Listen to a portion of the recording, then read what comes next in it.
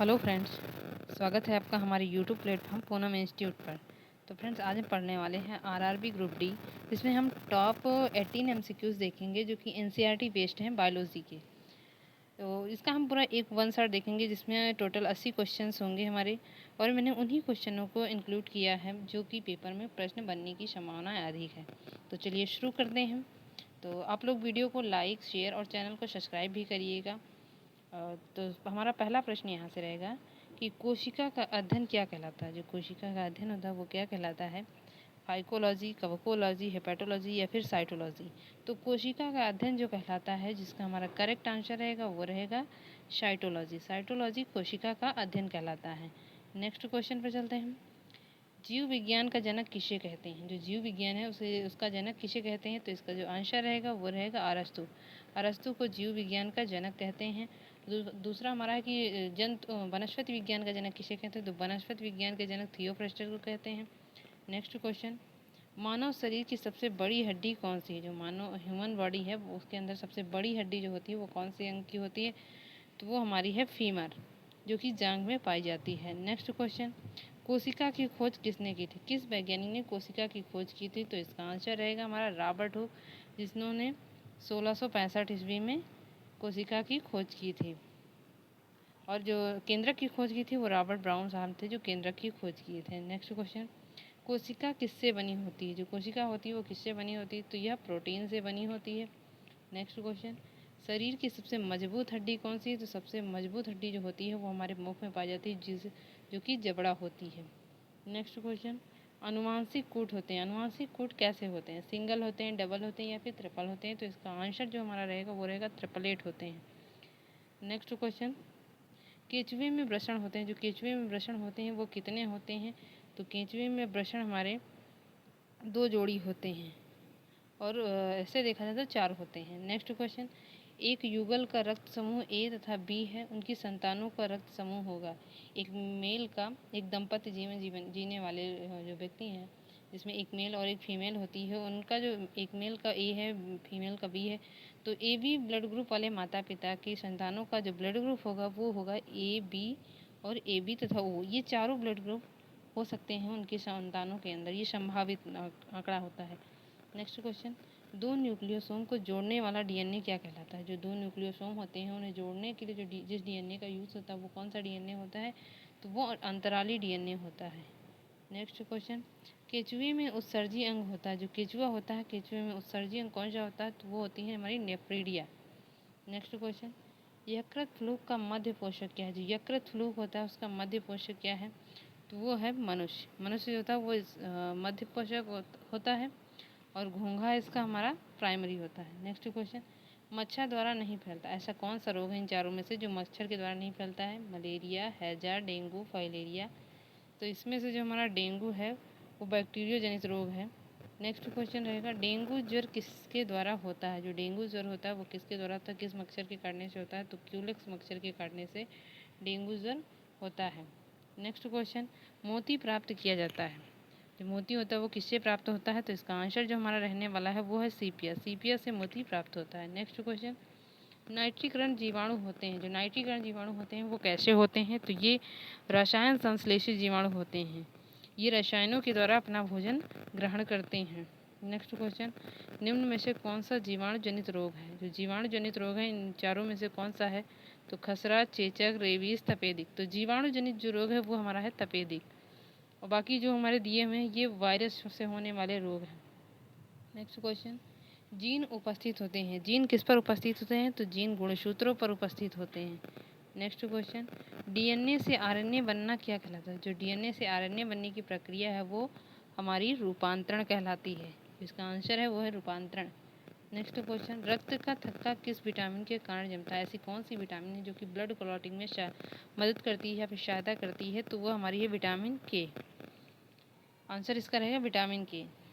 तो आप लोग वीडियो को लाइक करते रहिए, और लाइक, शेयर और चैनल को सब्सक्राइब भी करते रहिए। और बाकी मैं आपको आगे कुछ सूचना भी देने वाली हूँ कि मेरी पहली तारीख को मैराथन आने वाली है, आप लोग उससे भी पढ़िएगा। तो मैं आगे फिर बताऊँगी।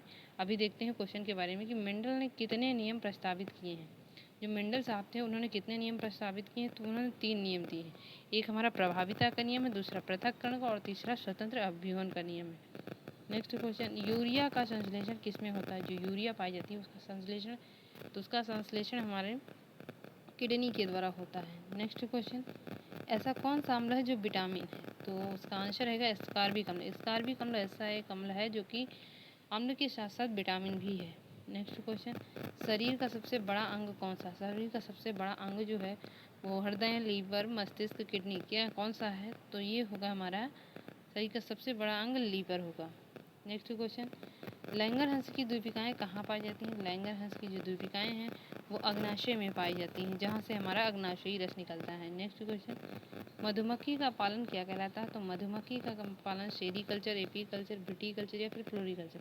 इसमें जो फ्लोरीकल्चर है इसमें फूलों का अध्ययन किया जाता है, विटीकल्चर में अंगूरों का अध्ययन किया जाता है, सेरीकल्चर में हम रेशम कीट का अध्ययन करते हैं। लेकिन वहीं पर जो हमारा आ जाता है एपीकल्चर के बारे में। एपीकल्चर जो हमारा है ये है मधुमक्खी पालन। नेक्स्ट क्वेश्चन, पचे हुए भोजन का अवशोषण कहाँ होता है? जो भोजन पच जाता है उसका अवशोषण कहाँ होता है? तो छोटी आंत में होता है। जब जल का अवशोषण पूछा जाए तो बड़ी आंत में होता है, लेकिन जब भोजन का अवशोषण पूछा जाए तो छोटी आंत में होता है। नेक्स्ट क्वेश्चन, मनुष्य के वृक्क तंत्र का भाग है। जो मनुष्य में वृक्क होता है वो किसका भाग है? तो वो उत्सर्जन का भाग है। नेक्स्ट क्वेश्चन, आहार नाल की सी आकार की संरचना होती है। आहार नाल में जो सी आकार की संरचना होती है वो ग्रहणी की होती है, और अमाशय जो हमारा होता है वो जे शेप का होता है। नेक्स्ट क्वेश्चन, जठर रस स्रावित करने वाली जो जठर ग्रंथियाँ उपस्थित होती हैं, जो जठर रस स्रावित करने वाली जठर ग्रंथियाँ हैं वो किस अंग में उपस्थित होती हैं? तो वो हमारी आमाशय में उपस्थित होती हैं। इसका आंसर रहने वाला है आमाशय।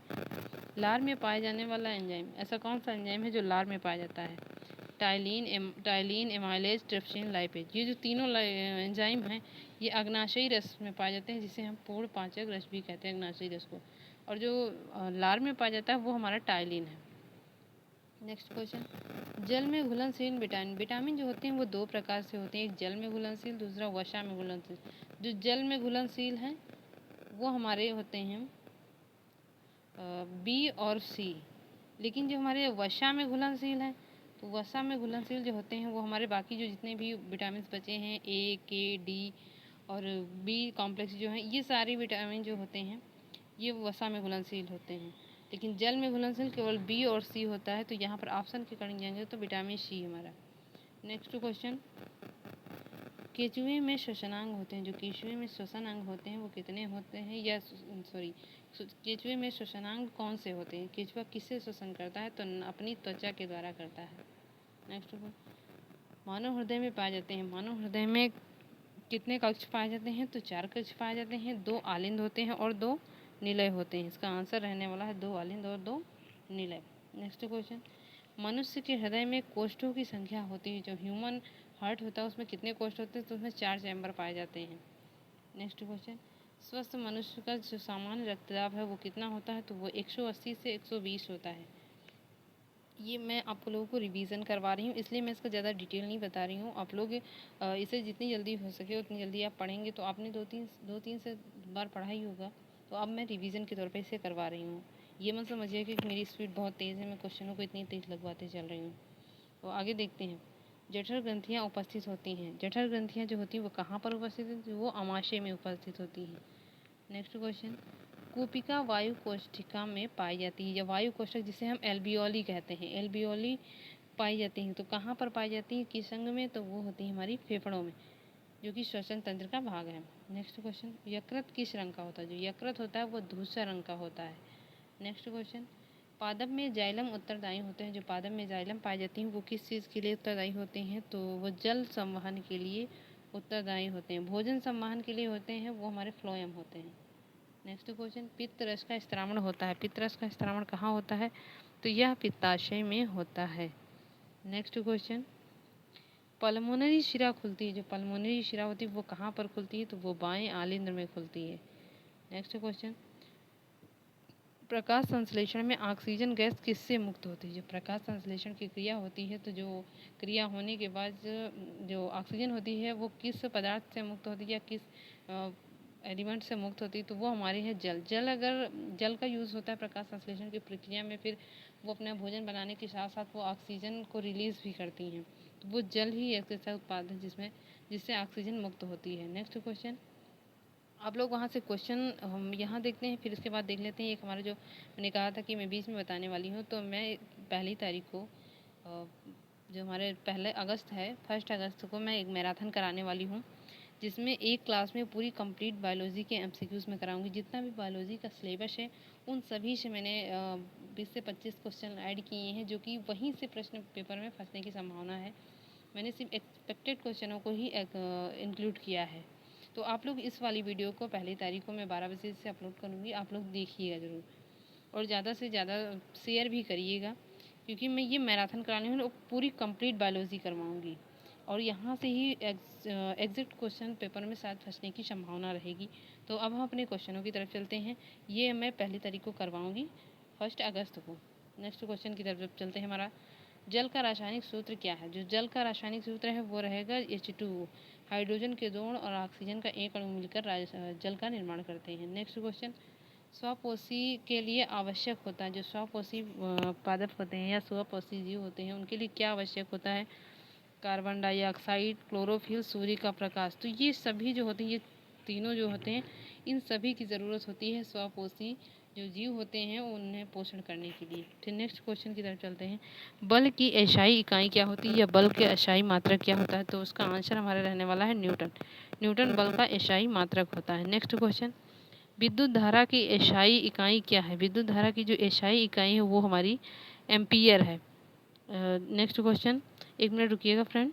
कहते हैं कि प्रकाश संश्लेषण के लिए आवश्यक गैस कौन सी है? तो प्रकाश संश्लेषण की जो आवश्यक गैस है वो ऑक्सीजन है, कार्बन डाइऑक्साइड है, नाइट्रोजन है, हाइड्रोजन। तो इसके लिए आवश्यक जो गैस है वो है कार्बन डाइऑक्साइड, जिसे हम CO2 कहते हैं। नेक्स्ट क्वेश्चन, पौधों में प्रकाश संश्लेषण किस अंग से होता है? तो पौधों में जो प्रकाश संश्लेषण की क्रिया है वो किस अंग द्वारा होती है? तो वो पत्तियों द्वारा होती है।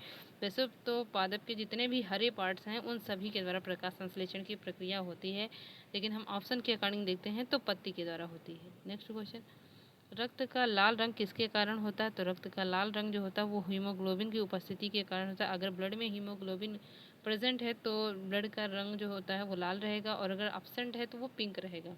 नेक्स्ट क्वेश्चन, कोशिका का मस्तिष्क किसे कहते हैं? जो कोशिका होता है कोशिका के मस्तिष्क को क्या कहते हैं? तो केंद्रक कहते हैं। कोशिका का मस्तिष्क किसे कहते हैं? तो केंद्रक को कोशिका का मस्तिष्क कहते हैं। नेक्स्ट क्वेश्चन, मानव शरीर की सबसे बड़ी हड्डी कौन सी है?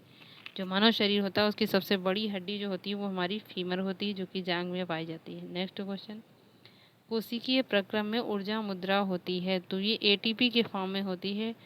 नेक्स्ट क्वेश्चन, मानव शरीर की सबसे बड़ी ग्रंथि कौन सी है? मानव शरीर की जो सबसे बड़ी ग्रंथि है वो हमारी यकृत है।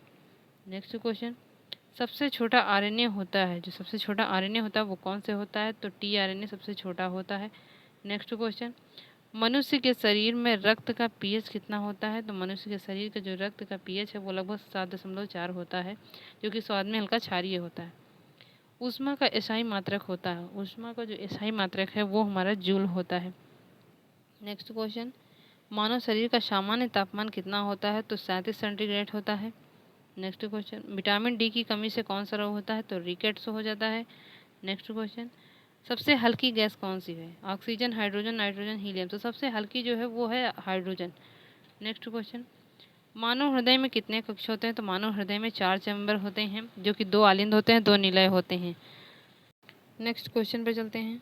रक्त का थक्का बनने में कौन सहायता करता है? तो रक्त का थक्का बनने में RBC, WBC, प्लेटलेट्स, प्लाज्मा। तो जिसका आंसर रहने वाला है वो प्लेटलेट्स है। प्लेटलेट्स जो है वो रक्त का थक्का बनने में सहायता करता है। नेक्स्ट क्वेश्चन, अम्ल का स्वाद कैसा होता है? जो अम्ल होता है अम्ल का स्वाद खट्टा होता है। नेक्स्ट क्वेश्चन देखते हैं। ध्वनि किस माध्यम में नहीं चलती? तो ध्वनि जो होती है वो हमारी निर्वात में नहीं चलती है। सबसे ज़्यादा ठोस में चलती है, उसके बाद द्रव में चलती है, फिर गैस में चलती है। ध्वनि कभी भी निर्वात में नहीं चलती है, लेकिन हमारा जो प्रकाश होता है वो निर्वात में भी गमन करता है। नेक्स्ट क्वेश्चन, मनुष्य में पाचन की शुरुआत कहाँ पर हो जाती है? मनुष्य में जो डाइजेशन है वो कहाँ पर स्टार्ट हो जाता है? तो वो मुख से ही स्टार्ट हो जाता है। नेक्स्ट क्वेश्चन, सबसे कठोर प्राकृतिक पदार्थ कौन सा है? जो सबसे कठोर होता है वो होता है हमारा हीरा। हीरा जो होता है वो सबसे कठोर प्राकृतिक पदार्थ होता है। नेक्स्ट क्वेश्चन, मानव शरीर की सबसे बड़ी कोशिका कौन सी है? तो वो है अंडाणु। नेक्स्ट क्वेश्चन, सबसे छोटी कोशिका कौन सी है? वैसे तो देखा जाए तो सबसे छोटी कोशिका है वो है माइक्रोप्लाज्मा, लेकिन अगर ह्यूमन बॉडी के अंदर देखा जाए या ऑप्शन के अकॉर्डिंग देखा जाए तो वो हमारी है शुक्राणु, सबसे छोटी कोशिका होती है। नेक्स्ट क्वेश्चन, हीमोग्लोबिन महत्वपूर्ण भूमिका निभाता है। ऐसी कौन सी क्रिया है जिसमें हीमोग्लोबिन महत्वपूर्ण भूमिका निभाता है? तो वो हमारी है श्वसन। श्वसन हीमोग्लोबिन में महत्वपूर्ण भूमिका निभाता है। विद्युत बल्ब का फिलामेंट किस धातु का बना होता है? जो विद्युत बल्ब होता है, जो हमारे घरों में बल्ब लगा हुआ होता है, उसमें जो उसका फिलामेंट होता है वो किसका लगा होता है? तो इसका आंसर रहने वाला है टंगस्टन। नेक्स्ट क्वेश्चन, खाने के नमक का रासायनिक नाम क्या होता है? जो हम अपने घरों में यूज़ करते हैं जिस नमक का, तो वो नमक उसका जो फार्मूला होता है वो क्या होता है? तो वो होता है NaCl, जिसे हम सोडियम क्लोराइड कहते हैं। नेक्स्ट क्वेश्चन, पृथ्वी के वायुमंडल में सबसे अधिक गैस कौन सी है? जो पृथ्वी का वातावरण है उसमें सबसे ज़्यादा गैस कौन सी पाई जाती है? तो ऑप्शन के में नाइट्रोजन पाई जाती है, जो कि 71% होती है। नेक्स्ट क्वेश्चन, विटामिन सी का मुख्य स्रोत कौन सा है? विटामिन सी का जो मुख्य स्रोत है वो हमारा आंवला है, जो कि खट्टे पदार्थ होते हैं सभी विटामिन सी के स्रोत होते हैं। नेक्स्ट क्वेश्चन, विटामिन डी की कमी से कौन सा रोग होता है? तो इसका रिकेट्स नामक रोग हो जाता है। नेक्स्ट क्वेश्चन, मानव शरीर का सामान्य तापमान कितना होता है? तो 37 सेंटीग्रेड होता है। नेक्स्ट क्वेश्चन, ये क्वेश्चन मेरे रिपीट हो रहे हैं इसलिए मैं इसे थोड़ा स्पीड में करवा रही हूँ। मनुष्य के शरीर में रक्त का pH लगभग कितना होता है? तो 7.4 होता है। नेक्स्ट क्वेश्चन, विटामिन डी की कमी से कौन सा रोग होता है? तो विटामिन डी की कमी से रिकेट्स नामक रोग हो जाता है। नेक्स्ट क्वेश्चन, तो यहाँ से हमारे जो क्वेश्चन होते हैं वो कंप्लीट होते हैं। मैंने जैसा कि अभी बीच में बताया आप लोगों को कि मैं अभी कुछ दिनों में आप लोगों को मैराथन करवाने वाली हूँ। 1 अगस्त को मैं आप लोगों को मैराथन करवाऊँगी, और इस मैराथन को आप लोग ज़्यादा से ज़्यादा लोगों में देखिए और अपनी इस वीडियो को शेयर भी करिएगा। मैं कम टाइम में अधिक सिलेबस कराने की कोशिश करूँगी, लगभग आधे घंटे में या फिर आधे घंटे से ऊपर हो जाए, 30 मिनट 35 मिनट ऐसे ही टाइमों में मैं पूरी मैराथन को, पूरी बायोलॉजी को, जिससे मैं एक्सपेक्टेड क्वेश्चन मैं करवाने वाली हूँ इस वीडियो में जो 1 अगस्त को आएगी। तो अब हम बाकी देख लेते हैं। यहाँ से हमारे जो क्वेश्चन होते हैं वो सारे कंप्लीट भी हो जाते हैं। तो अब देखते हैं कि आप लोग जो वीडियो, अगर आप लोगों को अच्छी लगी हो तो आप लोग वीडियो को लाइक भी करिए और वीडियो को ज़्यादा से ज़्यादा शेयर भी करिए, जिससे आपके दोस्तों तक पहुँचे। फिर और वीडियो को चैनल को सब्सक्राइब भी करिए, जिससे कि आपके जितनी भी वीडियोस मैं बनाऊं या जितनी भी वीडियोस मैं अपलोड करूं वो सबसे पहले आप तक पहुंचे। तो थैंक यू फ्रेंड्स।